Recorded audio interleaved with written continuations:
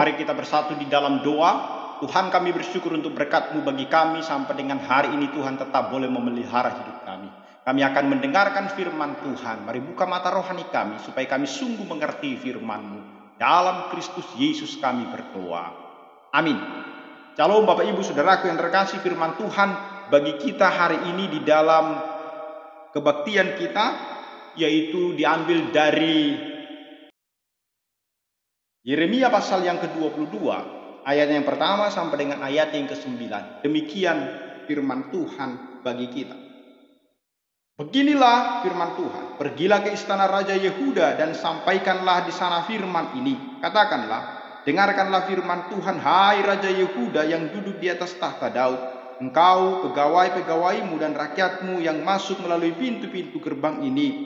Beginilah firman Tuhan, lakukanlah keadilan dan kebenaran. Lepaskanlah dari tangan pemerasnya orang yang dirampas haknya. Janganlah engkau menindas dan janganlah engkau memperlakukan orang asing, yaitu yatim dan janda dengan keras, dan janganlah engkau menumpahkan darah orang yang tak bersalah di tempat ini. Sebab jika kamu sungguh-sungguh melakukan semuanya itu, maka melalui pintu-pintu gerbang istana ini akan berarak masuk raja-raja yang akan duduk di atas tahta Daud dengan mengendarai kereta dan kuda. Mereka itu pegawai-pegawainya dan rakyatnya. Tetapi jika kamu tidak mendengarkan perkataan-perkataan ini, maka aku sudah bersumpah demi diriku, demikianlah firman Tuhan, bahwa istana ini akan menjadi reruntuhan. Sebab beginilah firman Tuhan mengenai keluarga Raja Yehuda. Engkau seperti Gilead bagiku, seperti puncak gunung Libanon. Namun pastilah aku akan membuat engkau menjadi padang gurun, menjadi kota yang tidak didiami orang. Aku akan menetapkan pemusnah-pemusnah terhadap engkau, masing-masing dengan senjatanya. Mereka akan menebang pohon aras pilihanmu dan mencampakkannya ke dalam api. Dan apabila banyak bangsa melewati kota ini, maka mereka akan berkata seorang kepada yang lain, mengapakah Tuhan melakukan seperti ini kepada kota yang besar ini? Orang akan menjawab, oleh karena mereka telah melakukan perjanjian Tuhan Allah mereka. Oleh karena mereka telah melupakan perjanjian Tuhan Allah mereka dan telah sujud menyembah kepada Allah lain dan beribadah kepadanya. Bapak Ibu Saudaraku yang terkasih dalam nama Tuhan Yesus Kristus, di dalam hidup kita, kita sering sekali waktu kita mengalami yang namanya penderitaan, persoalan di dalam hidup kita, maka kita datang kepada Tuhan memohon ampun kepadanya. Dan ketika Tuhan memulihkan hidup kita, kita sudah diberikan sukacita, hidup kita sudah mulai berjalan dengan baik. Sering kita kemudian lupa kepada Tuhan. Bapak Ibu Saudaraku yang terkasih, sebenarnya itu adalah sejarah yang terus-menerus berulang di dalam kehidupan manusia. Ketika kita belajar dari kehidupan orang Israel, sebenarnya mereka pun sama seperti itu. Waktu mereka berada di dalam kesusahan karena penderitaan akibat dosa-dosa mereka, maka mereka meminta kepada Tuhan pengampunan dan Tuhan mengampuni mereka. Tetapi kemudian ketika mereka hidupnya sudah senang, mereka kemudian melupakan Tuhan, meninggalkan Tuhan, menyembah berhala-berhala. Itulah terus-menerus kehidupan orang Israel di hadapan Tuhan. Dan di dalam teks yang kita baca di dalam kitab Yeremia, kita tahu bahwa Yeremia itu adalah seorang nabi.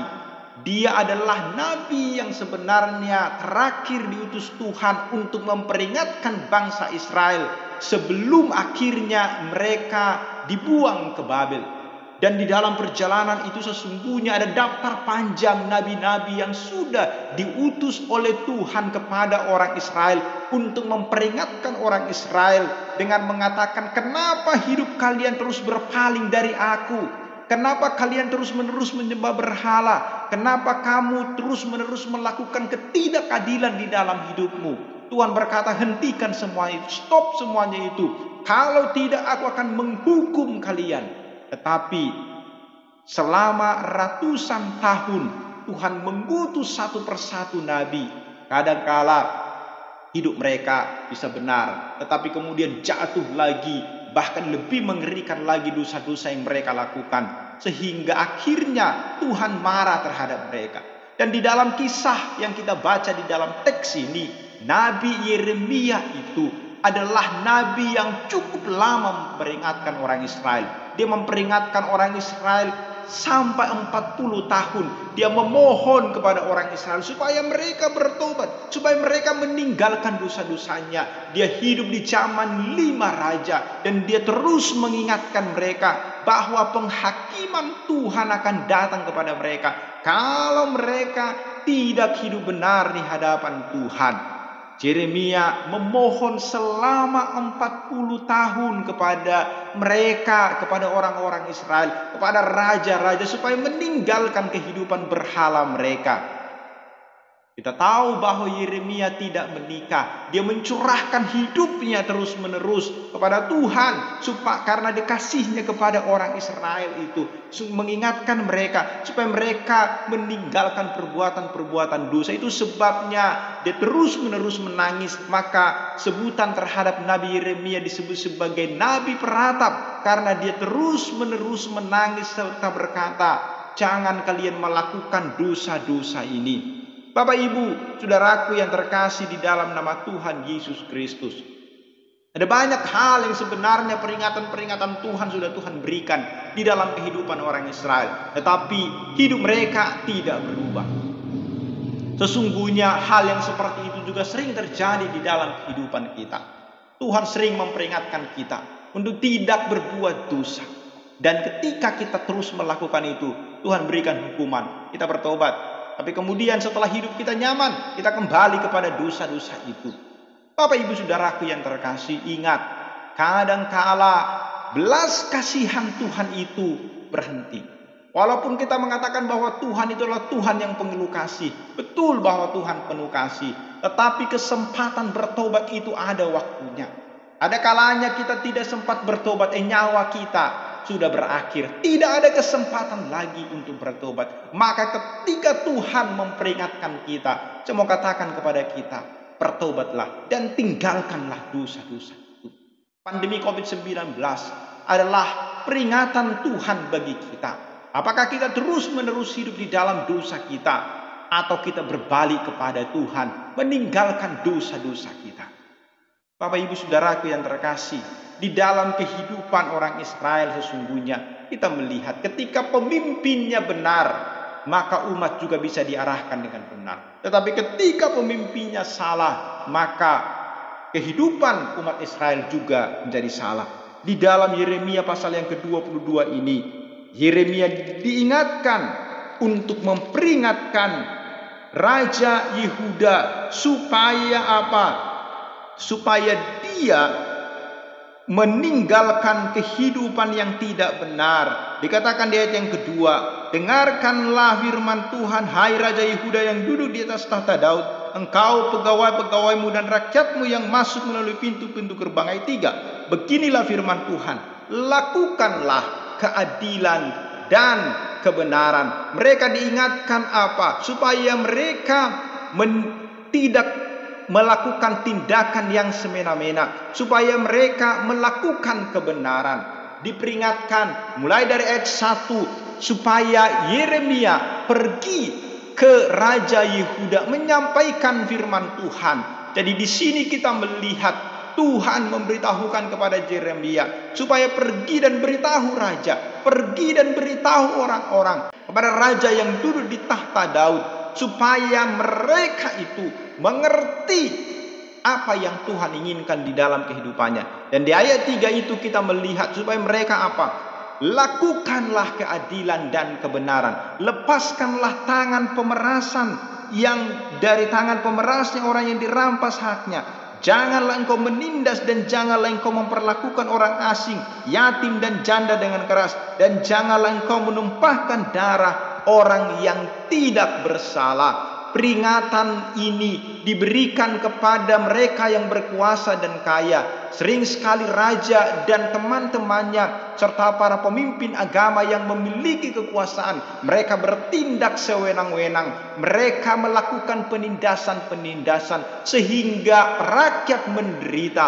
Mereka lupa bahwa apa yang sudah diberikan Tuhan kepada mereka, kesempatan memimpin itu adalah anugerah Tuhan. Dan kita melihat juga itu di dalam kehidupan kita. Ada begitu banyak dulu orang sebelum menjabat mereka menjanjikan banyak hal, tetapi setelah menjabat mereka lupa terhadap janjinya. Mereka melakukan penindasan-penindasan. Dan untuk orang-orang seperti ini, firman Tuhan memberikan peringatan kepada mereka supaya mereka melakukan keadilan dan kebenaran. Jangan merampas hak yang bukan haknya.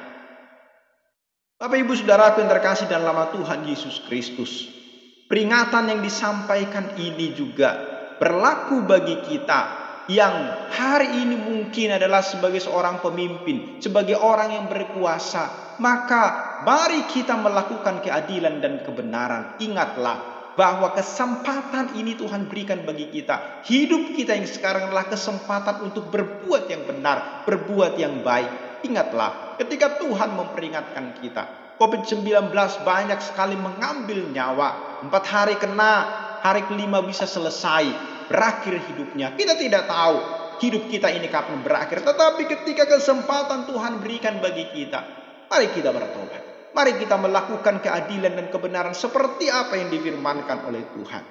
Dan di bagian yang kedua, di ayat yang ketiga itu dikatakan, janganlah engkau memperlakukan orang asing dengan keras.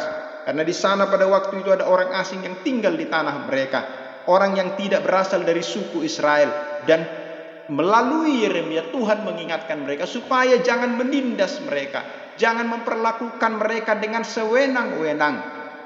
Ini juga peringatan bagi kita supaya ketika ada orang yang bekerja untuk kita, hak mereka harus kita jamin. Jangan melakukan tindakan-tindakan yang tidak benar terhadap mereka. Dan di ayat yang ketiga itu juga disebutkan kelompok janda dan anak yatim. Kita melihat selama ketika seseorang anak tidak memiliki orang tua, mereka sering sekali dimanfaatkan, dijual ke pelacuran. Bahkan anak-anak muda dipaksa bekerja dengan kondisi yang mengerikan. Mereka disiksa. Ini peringatan juga bagi orang-orang yang berkuasa, bagi kita yang saat ini hidup. Ada mungkin orang-orang di sekitar kita yang tidak memiliki orang tua, anak-anak yatim, janda di dalam kemiskinannya, maka kita diperingatkan supaya kita jangan menindas mereka, tetapi kita berlaku adil kepada mereka. Ayat yang keempat, mari kita perhatikan. Sebab jika kamu sungguh-sungguh melakukan semuanya itu, maka melalui pintu-pintu gerbang istana ini akan berarak masuk raja-raja yang akan duduk di atas tahta Daud dengan mengendarai kereta dan kuda. Mereka itu pegawai-pegawainya dan rakyatnya. Jadi kita perhatikan, jika Anda bertobat dari semua kelakuanmu yang tidak benar itu, Tuhan tidak akan mengirim orang-orang Babel masuk, dan orang Israel tidak akan dibawa ke pembuangan. Jadi ini peringatan Tuhan melalui Yeremia. Bertobatlah kalian, hai raja-raja, hai para pemimpin, hai orang Israel. Jangan berlaku tidak benar. Kalau kalian melakukan itu, menindas, menyembah berhala, maka ingat, ini peringatan Tuhan. Kalian akan ditawan, kalian akan mengalami penindasan dari orang Babel. Maka karena itu bertobat. Bapak Ibu Saudaraku yang terkasih, pertobatan itu juga diserukan bagi kita yang mungkin hari ini hidup di dalam dosa. Maka tinggalkanlah dosa itu. Dan janji Tuhan di ayat yang kelima, tetapi jika kamu tidak mendengarkan perkataan-perkataan ini, maka aku sudah bersumpah demi diriku, demikianlah firman Tuhan, bahwa istana ini akan menjadi reruntuhan. Jadi Tuhan mengatakan janjinya atau penghukumannya, bahwa kalau mereka tidak mendengarkan perkataan Tuhan, akibatnya istana akan menjadi reruntuhan. Dan di ayat 6, sebab beginilah firman Tuhan mengenai Raja Yehuda, engkau seperti Gilead bagiku, seperti puncak gunung Libanon, namun pastilah aku akan membuat engkau menjadi padang gurun, menjadi kota yang tidak didiami orang. Jadi jikalau mereka tidak menaati firman Tuhan dan bertobat, maka yang akan dilakukan adalah negeri itu akan dihancurkan dan tidak ada penghuninya lagi. Negeri itu digambarkan dalam ayat 6 sebagai tempat yang indah Gilead, seperti puncak Libanon, tetapi katanya kemudian akan dibuat seperti padang gurun yang tidak berpenghuni. Tanah ini yang dialiri dengan susu dan madu, pohon-pohon yang indah, tanaman yang indah, suatu saat nanti akan menjadi seperti padang gurun. Dan itu terbukti ketika mereka tetap tidak bertobat. Maka apa yang Tuhan sudah peringatkan itu benar-benar terjadi terhadap mereka. Ayat yang ketujuh, aku akan menetapkan pemusnah-pemusnah terhadap engkau, masing-masing dengan senjatanya. Mereka akan menebang pohon aras pilihanmu dan mencampakkannya ke dalam api. Dan ini benar-benar terjadi ketika mereka menolak untuk bertobat. Tuhan mengirim Babel untuk menaklukkan dan menghancurkan mereka. Mereka tidak hanya akan merebut tempat itu, mereka membakar seluruh tempat itu. Mereka akan menebang pohon-pohon sampai seluruh tempat itu menjadi kosong, membumi, hanguskan dan menghancurkan seluruh tempat menjadi tempat yang disebutkan seperti padang gurun itu. Dan itu benar-benar terjadi, bahwa Israel akan dihancurkan total oleh Babilonia. Dan di ayat yang ke-8 kita lihat, dan apabila banyak bangsa melewati kota ini, maka mereka akan berkata seorang kepada yang lain, mengapakah Tuhan melakukan seperti ini kepada kota yang besar ini? Orang akan menjawab, oleh karena mereka telah melupakan perjanjian Tuhan Allah mereka dan sujud menyembah kepada Allah lain dan beribadah kepadanya. Jadi akan datang jika mereka tidak mentaati Tuhan, maka banyak bangsa dan negara yang akan terus mengatakan, mengapa apa yang terjadi dengan orang-orang Yahudi? Mengapa negara mereka seperti ini? Mengapa orang Yahudi selalu dianiaya dan dihukum? Dan kita melihat itu terjadi selama 2000 tahun. Ini sangat umum di seluruh dunia yang mengatakan, lihat orang-orang Yahudi, mereka tersebar, mereka tidak memiliki negara selama hampir 2000 tahun. Orang-orang Yahudi tidak memiliki negara, mereka tersebar menjadi diaspora kemana-mana. Kenapa? Karena hukuman Tuhan itu nyata bagi mereka. Dan peringatan itu pun sesungguhnya adalah peringatan yang akan terus Tuhan berikan kepada semua orang dalam dunia ini. Dan secara khusus kepada orang Israel pada tahun 1948. Setelah hampir 2000 tahun mereka kembali ke Israel. Ketika mereka kembali ke Israel pada tahun 1948, benar-benar hanya gurun, tidak ada apa-apa. Tempat yang mengerikan, hanya beberapa domba, beberapa gembala dari orang non-Yahudi lainnya. Jadi ini adalah kisah yang sangat menyedihkan. Ada orang Yahudi tersebar kemana-mana di belahan dunia. Di beberapa tempat mereka tersebar. Kenapa? Karena memang Tuhan menghukum mereka. Bapak, Ibu, saudaraku yang terkasih, dari firman Tuhan ini kita belajar bahwa Tuhan sesungguhnya telah memohon melalui Nabi Yeremia, memohon kepada raja-raja, para pemimpin, supaya mereka bertobat dan tidak melakukan kejahatan di dalam hidupnya, supaya mereka tidak melakukan penindasan, supaya mereka tidak melakukan penyembahan berhala. Tetapi kebodohan itu terus mereka lakukan. Itulah yang sebenarnya secara umum gambaran yang terjadi kepada manusia sampai hari ini dalam dunia ini.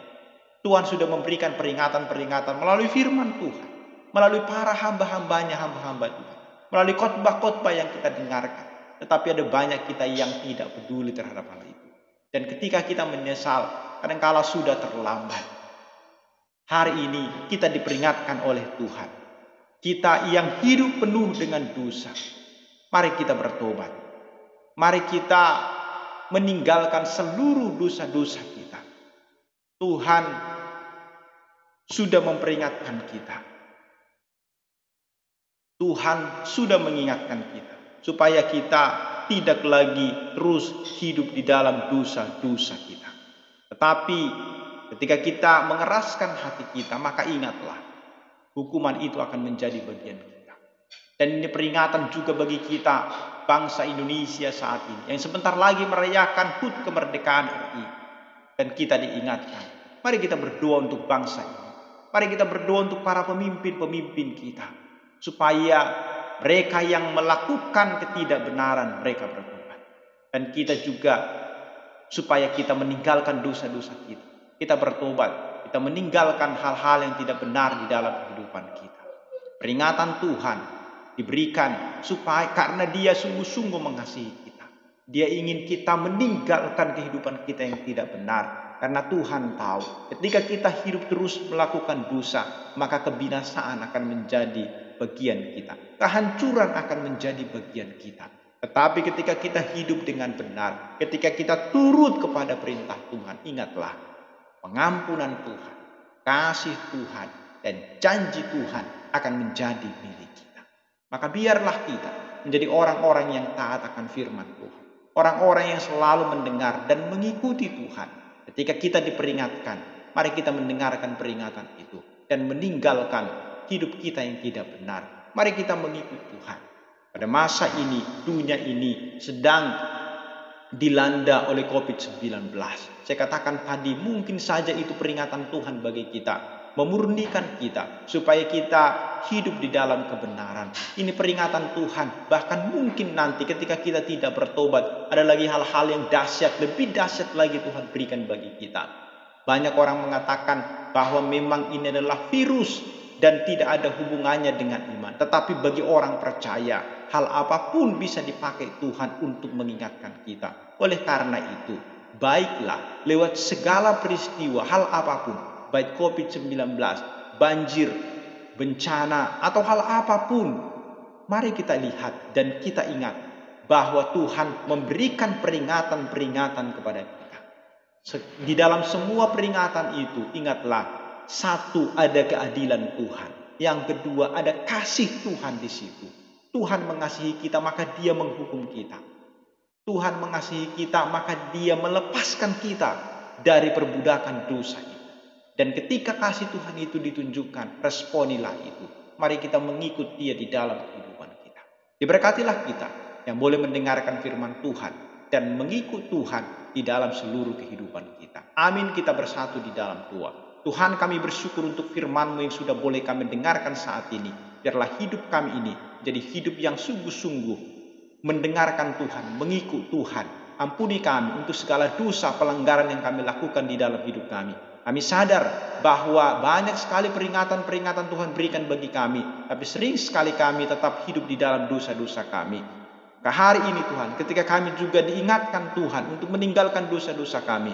Kami yang mungkin selama ini bergelimang di dalam dosa, hidup di dalam kubangan dosa, bahkan mungkin menyembah ilah-ilah lain, berhala. Hari ini Tuhan mengingatkan kami supaya kami meninggalkan semua itu. Mungkin ada di antara kami melakukan penindasan, melakukan ketidakadilan. Hari ini Tuhan mengingatkan kami supaya kami menegakkan keadilan, menegakkan kebenaran itu. Tuhan, dengan Roh Kudus-Mu, bantulah kami, tolonglah kami menjadi anak-anak, menjadi jemaat yang sungguh-sungguh taat kepada Tuhan, menjalani kehidupan kami sehari-hari. Ampunilah kami, ampunilah bangsa kami. Biarlah segala kemuliaan bagi Tuhanlah kiranya. Dalam Kristus Yesus kami bersyukur dan berdoa. Amin.